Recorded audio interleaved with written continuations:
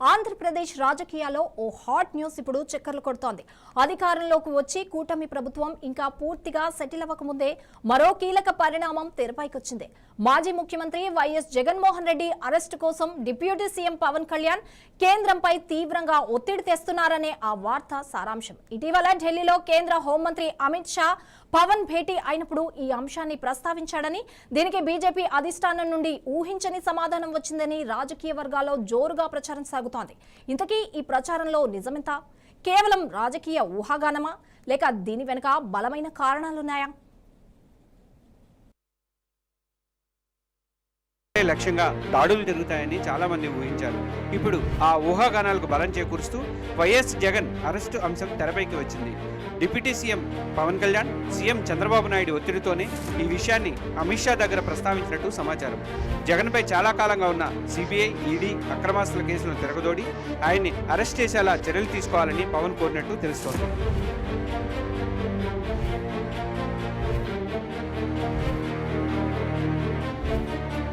పవన్ ప్రతిపాదనకు కేంద్ర హోంమంత్రి అమిత్ షా సున్నితంగా తిరస్కరించినట్లు విశ్వసనీయ వర్గాల సమాచారం.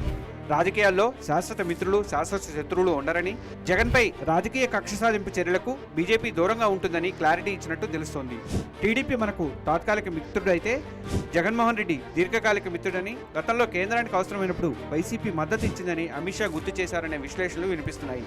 చంద్రబాబుతో ఉన్న రాజకీయ వైరం కోసం బీజేపీ తన వైఖరిని మార్చుకోబోదని తేల్చెప్పినట్లు సమాచారం. ఈ మొత్తం సంభాషణ పవన్ కళ్యాణ్ స్వయంగా జనసేన కోర్ కమిటీ సమావేశంలో వెల్లడించడంతోనే ఈ లీక్ బయటకు వచ్చినట్లు చెబుతున్నారు.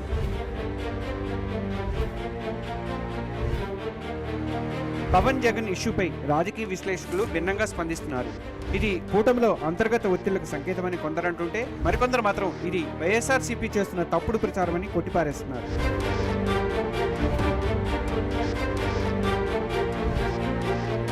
మొత్తం మీద చూస్తే జగన్ అరెస్టు వ్యవహారం ఏపీ రాజకీయాల్లో ఓ కొత్త తుఫాన్కు సంకేతంగా కనిపిస్తోంది. ఓవైపు పాలపై దృష్టి పెట్టాల్సిన కొత్త ప్రభుత్వం, మరోవైపు రాజకీయ కక్ష సాధింపులకు దిగుతోందనే ఆరోపణలు. బీజేపీ అధిష్టానం మాత్రం వ్యూహాత్మకంగా వ్యవహరిస్తూ ఏపీలో అన్ని పార్టీలతోనూ సంబంధాలను కాపాడుకునే ప్రయత్నం చేస్తున్నట్టు స్పష్టమవుతుంది. అయితే ఈ ప్రచారంలో నిజానిజాలు తేలాల్సి ఉంది. రాబోయే రోజుల్లో కూటమి ప్రభుత్వ వైఖరి, కేంద్రం తీసుకోబోయే నిర్ణయాలు ఏపీ రాజకీయ సమీకరణను ఎలా మారుస్తాయో చూడాలి.